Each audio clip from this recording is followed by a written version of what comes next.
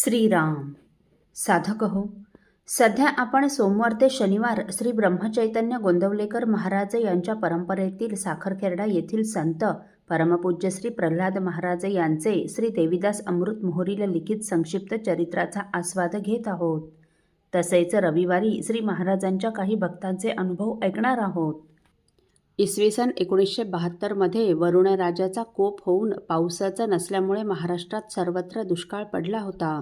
सर्वत्र नापिकी होती. कुणालाच चांगलं पीक झालं नव्हतं. बऱ्याच लोकांनी शेतीसाठी व पिकासाठी बँकेकडून कर्ज घेतले होते, परंतु पीक नसल्यामुळे बहुतेक शेतकरी कर्जाची परतफेड करू शकले नाहीत. जिथे खाण्याचीच विवंचना तिथे कर्ज कसे फेडणार? अशीच कर्ज घेणाऱ्या बहुतेक सर्वच गरीब शेतकऱ्यांची परिस्थिती होती. धानोऱ्याचे काशीनाथपंत धानोरकर म्हणजे आपल्या विनायकरावांचे वडील, त्यांचीही हीच स्थिती झाली होती. त्यांनीही शेतावर कर्ज घेतलं होतं व पीक न झाल्यामुळे कर्जाचे हप्ते थकले होते. पुढे बँकांनी सर्व थकीतदारांना कर्जाच्या हप्त्याचे पैसे भरण्याच्या सूचना दिल्या आणि सूचना देऊनही त्याची परतफेड न केल्यामुळे पुढे हर्रासीची नोटीस काढली. 1974च्या जूनमध्ये काशीनाथ पंतांनाही अशी हर्रासीची नोटीस मिळाली. त्यामुळे आता आपली अपकीर्ती होणार याचीही त्यांना भीती व खंत वाटू लागली. प्रतिष्ठित मनुष्याला अपकीर्तीची भीती ही मरणाहूनही अधिक क्लेशदायक वाटत असते. तसंच काहीतरी काशीनाथ पंतांचं झालं.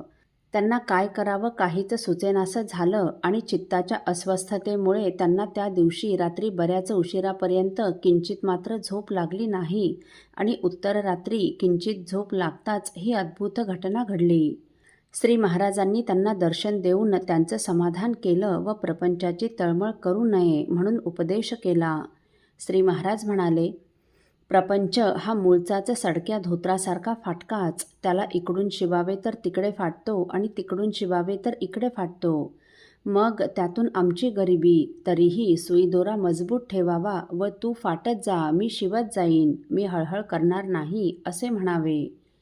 या उपदेशाने काशीनाथ पंतांचा प्रपंच भ्रम मावळला आणि त्यांनी श्री महाराजांच्या चरणावर नमस्कार करताच श्री महाराजांनी त्यांच्या हातावर 3 खारका आणि फक्कीचा प्रसाद दिला. ते पुन्हा नमस्कार करण्याकरता वाकले असता महाराज अंतर्धान पावले. त्यांनी हाताकडे पाहिले तर हातात 3 खारका आणि फक्कीचा प्रसाद होता. प्रसाद हातात घेऊन हे अंथरुणावरून तात्काळ उठले व श्री महाराजांच्या तसविरीकडे जाऊन त्यांना साष्टांग नमस्कार केला. ते सर्व दृश्य आठवून त्यांची तनू रोमांचित झाली. बरं ते स्वप्न म्हणावं तर हातात प्रसाद होता, म्हणजे श्री महाराज प्रत्यक्ष येऊन दर्शन देऊन गेले होते. श्री महाराजांचं प्रेम पाहून यांचा कंठ भरून आला. पत्नीला व सुनेला दृष्टांत सांगू लागले तर मुखातून शब्दच फुटेना. शेवटी थोडा वेळ शांत बसून त्यांनी या सर्वांना आधी हातातला प्रसाद दिला. तेव्हा त्या दोघींनीही एवढ्या सकाळी हा प्रसाद कुठून आणला म्हणून प्रश्नार्थक नजरेने त्यांच्याकडे पाहिले. तेव्हा त्यांनी हाताने त्यांना थोडा वेळ थांबवून हळूहळू हा सर्व दृष्टांत त्यांना कथन केला. सर्वांना श्री महाराजांची कृपा बघून गहिवरून आलं. त्यांनी लगेच पत्र लिहून घडलेली घटना श्री महाराजांना सविस्तरपणे कळवली. त्यावेळी श्री महाराज त्रिधाम यात्रेला गेले होते. यात्रेवरून परत आल्यावरच त्यांना हे पत्र वाचण्यास मिळाले. त्यावर श्री महाराजांनी त्यांना पत्र पाठवून जे लिहिलं ते थोडक्यात म्हणजे, श्री रामानंद महाराज अत्यंत कनवाळू आहेत. ते सर्वांचंच समाधान करीत असतात. तुमची माझ्यावर श्रद्धा असल्यामुळे त्यांनी माझं रूप घेऊन हे केलं असावं. भक्तांच्या सर्व संकटाचे निवारण करून ते भक्तांना परोपरीने सांभाळत असतात. मी केवळ त्यांचा दास असून भक्तांना त्यांच्या चरणावर घालतो. त्यांना प्राणाहूनही अत्यंत प्रिय असणारं रामरायाचं नाम अत्यंत प्रेमानं घेतलं म्हणजे ते आपणाला सांभाळतात. आता मोठमोठ्यांचे प्रपंच पाहिले तर ते तरी नेटके झालेत का? दशरथ राजांनी प्रत्यक्ष परब्रह्म परमात्मा स्वरूप व प्राणप्रिय असणारा आपला ज्येष्ठ पुत्र श्री रामरायाला अयोध्येच्या सुवर्णसिंहासनावर अभिषिक्त करण्याचे ठरविले व त्याकरिता हजारो मांडलिक राजे अयोध्येत उपस्थित झालेले असताना व दशरथ राजे इंद्रास सहाय्य करणारे एवढं असूनही त्यांचा तो संकल्प सिद्धीस गेला नाही. राज्याभिषेक तर राहोच, परंतु रामरायाला 14 वर्षे जंगलात साली वस्त्र नेसून पाठवावे लागले. दशरथाने प्राण सोडले, मग तो प्रपंच धड झाला का?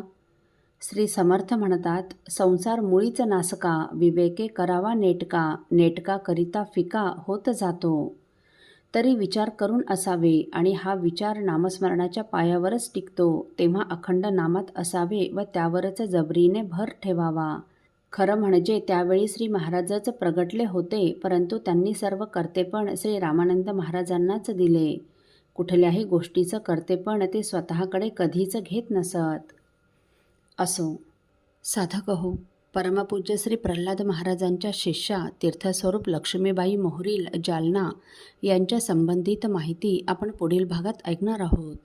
श्रीराम समर्थ. आपल्यातील कोणा श्रींच्या भक्तांना श्रींचे काही अनुभव आले असतील तर कृपया आपण मला ते 9422843253 अथवा सुनील दादांच्या 9892608401 या व्हॉट्सअप नंबरवर कळवावेत अशी नम्र विनंती. श्रीराम समर्थ.